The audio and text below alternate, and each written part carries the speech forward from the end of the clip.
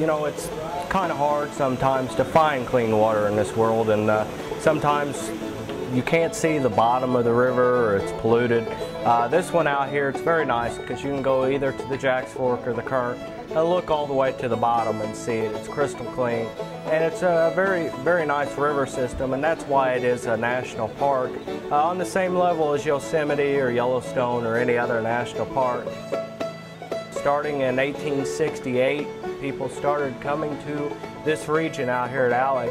The mill itself was built in 1894.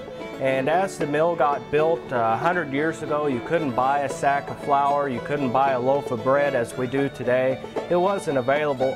And being an Ozark farmer, you didn't have money to go and spend on this bread or flour if it was available, which it wasn't. So you would have had to utilize a mill such as this one to have your grain ground down into a product that you could use, such as flour or cornmeal.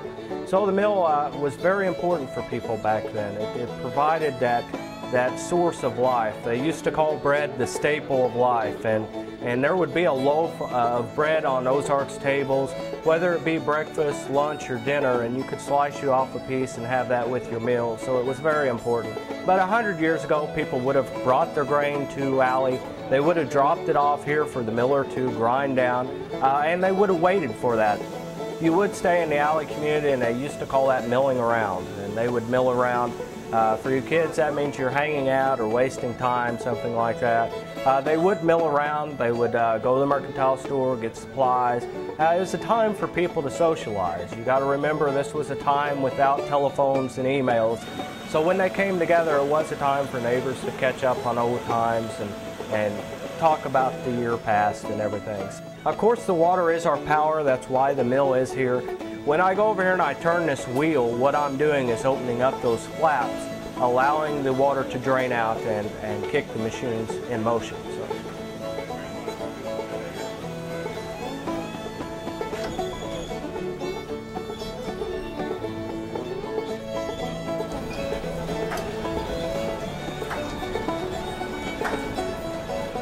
There you go, 112 years later, of course, still running, still operating. It was very important, these roller mills, because without them you wouldn't have had your daily bread. So you're all welcome to go mill around as they used to.